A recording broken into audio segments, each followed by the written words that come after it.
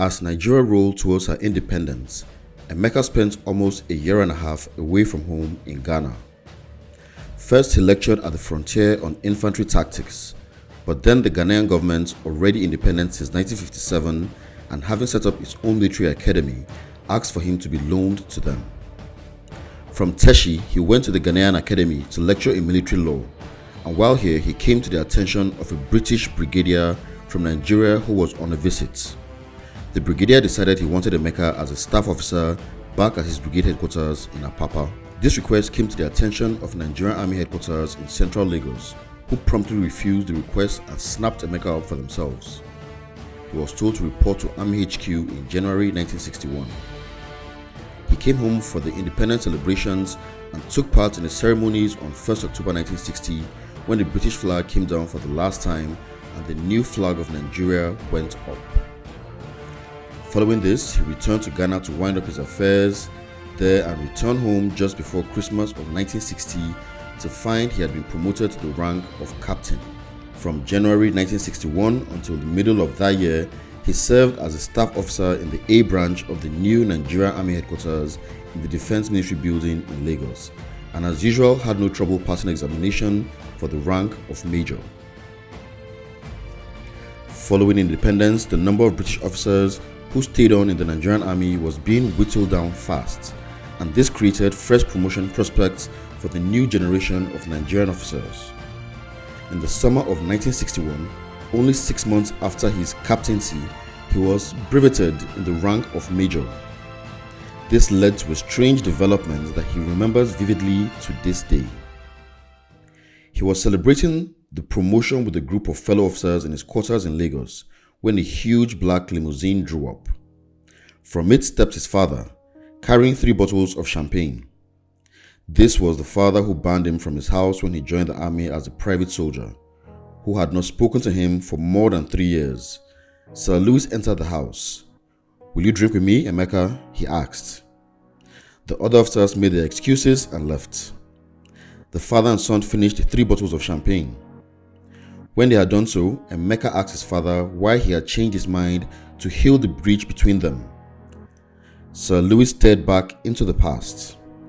"Do you remember," he said, "how I once told you the story of my own father and how he was humiliated at the Ojukwu marketplace on the orders of a British officer back in 1913?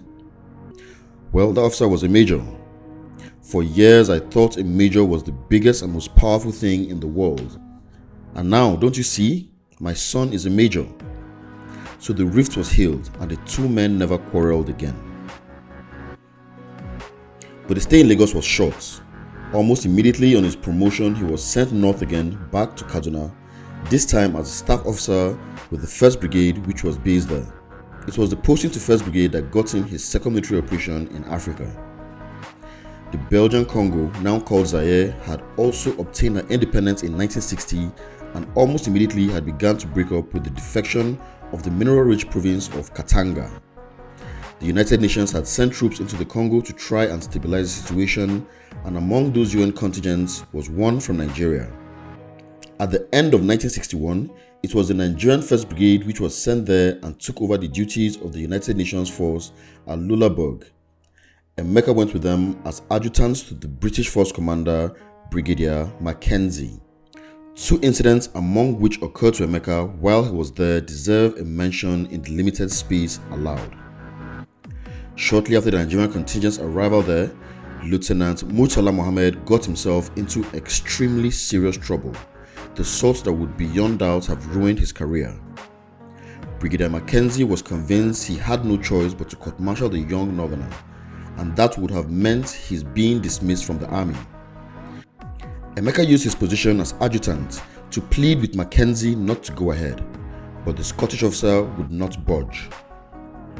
So Emeka sent a petition back to Lagos, where General Sir Welby Everard was by now General Officer commanding the Nigerian Army. Fortunately for Mohammed, the English general did listen and used his superior rank to overrule Mackenzie in the Congo. The court-martial was cancelled and Murtala Mohammed's military career survived. The other story still causes Emeka to laugh, although somewhat ruefully to this day. In the chaos of the Congo in those days, A number of local chiefs had followed the example of Katanga and set themselves up as kings, although most were little more than robber barons. One of these was Albert Kalunji, a local warlord who took over South Kasai, the diamond mining province. Eventually, his rebellion was crushed and he agreed to go to the capital of Leopoldville and give himself up.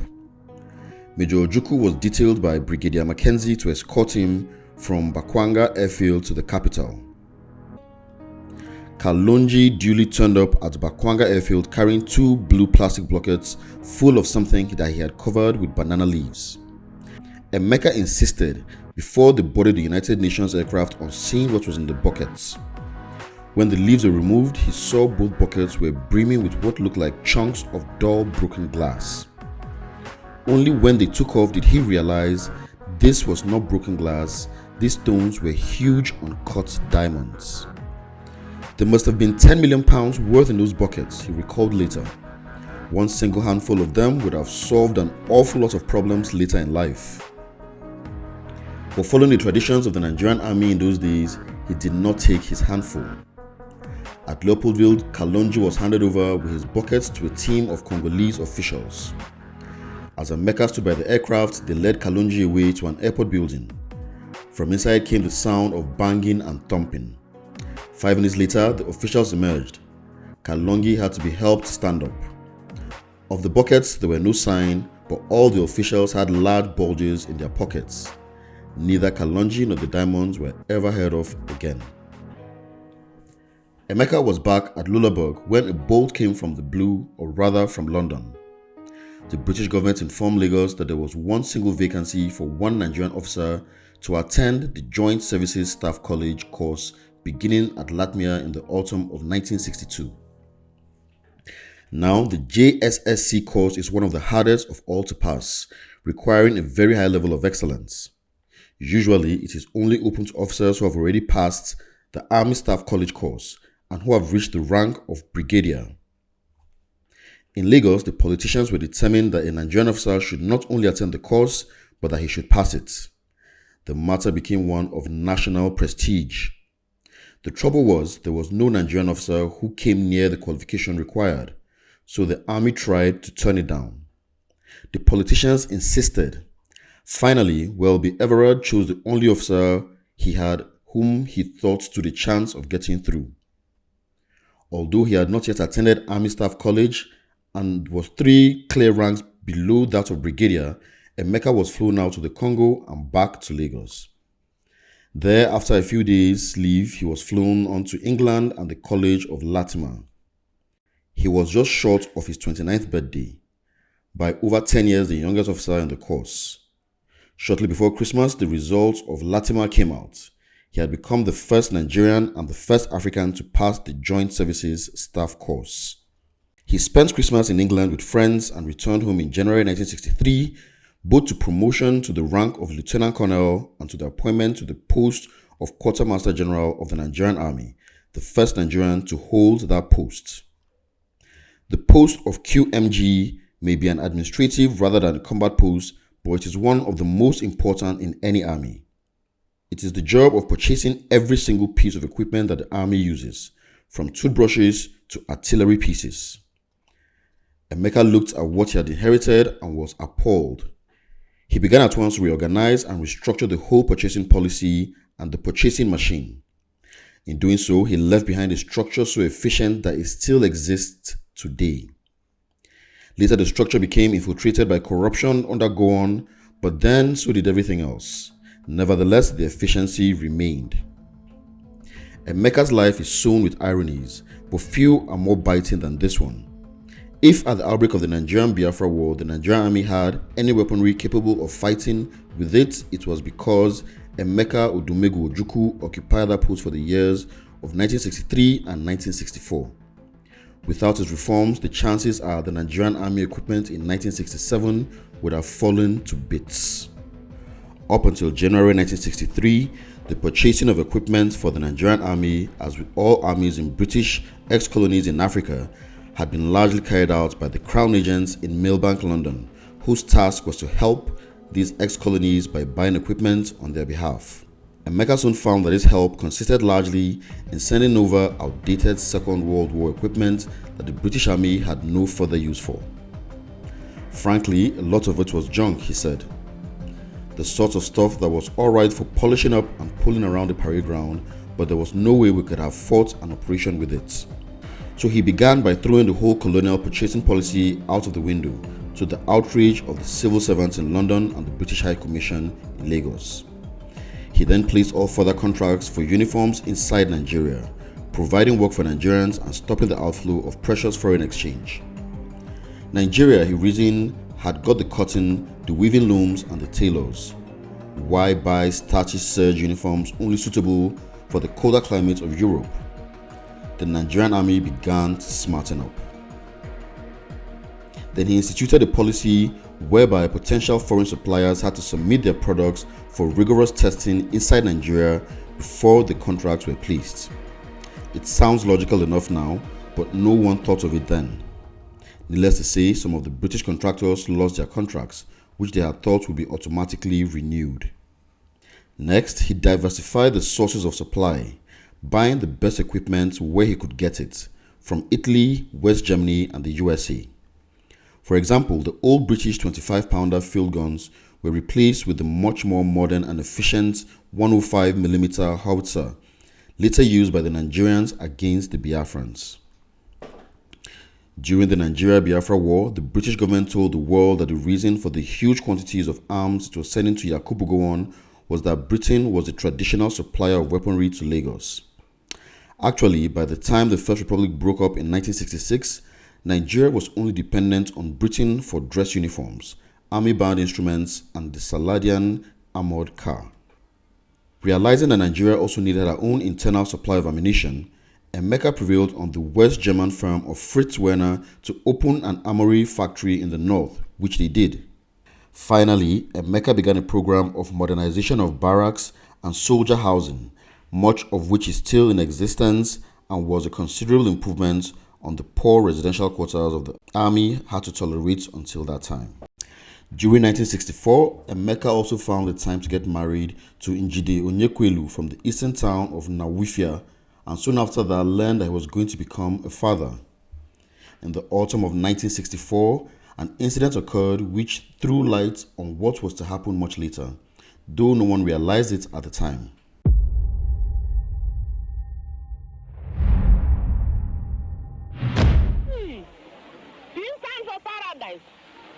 Which we shall jump on October 1, 1960.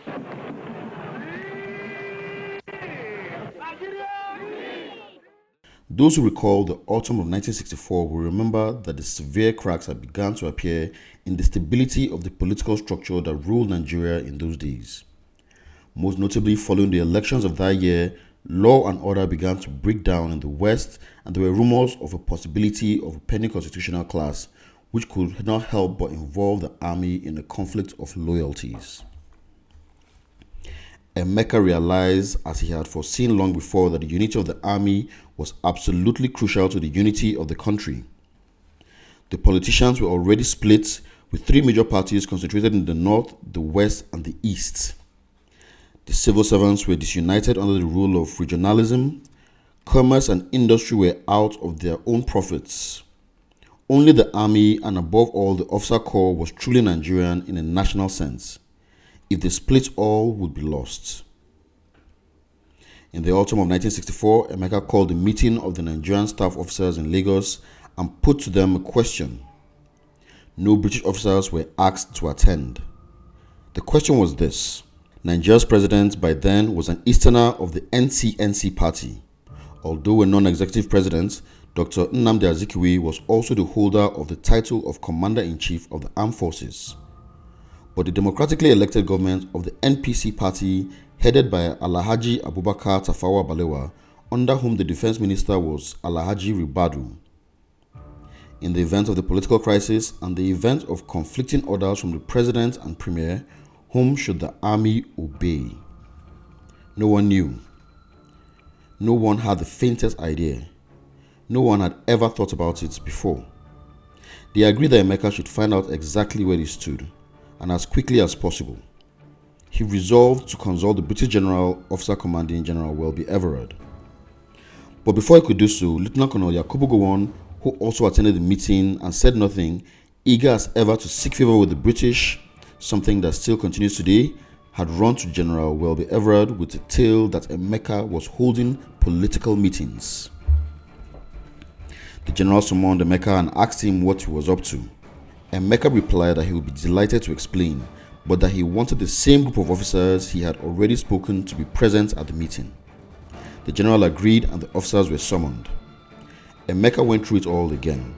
When he had finished, General Welby Everard was lost in thoughts. "You're quite right," he said at length. "I don't know the answer. It never occurred to me.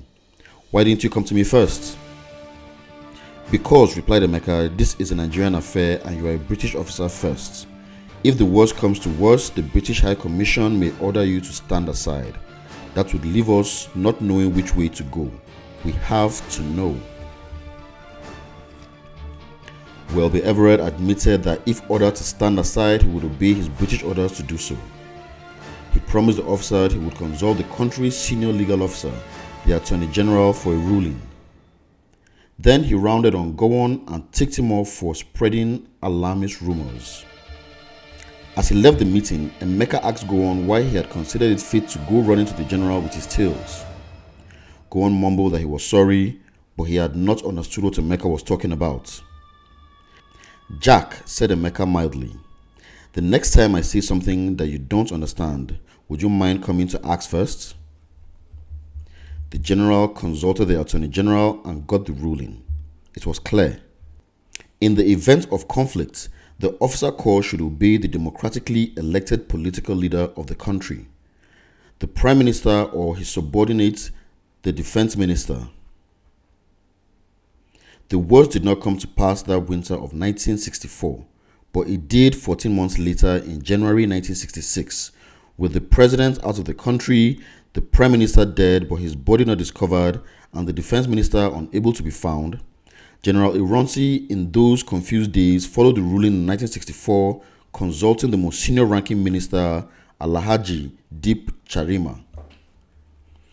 At the end of the year, Emeka's tenure of office as Quartermaster General ended and the reforms he had instituted were complete. He learned with pleasure that his next posting was to Kano, where the Emir was already a close personal friend. He would command the 5th Battalion, his first independent command and his original. When he traveled there in 1965, he left behind in Lagos a wife already 7 months pregnant. In March, the child was born, a boy who they named Ojukwu Emeka after his father. In April, his wife came to join him at Kano, and they settled down to barracks life there. The rest of the year was uneventful, though elsewhere things were happening. In Lagos, General Welby Everard, the last British GOC of the Nigerian Army, retired and was succeeded by the most senior-ranking Nigerian brigadier, General Ironsi. The political life of the country became even more turbulent down in the south, and at Kaduna, a radical young Igbo officer was appointed to the staff of the Defense College. His name was Chukwuma Kaduna Nzeogu.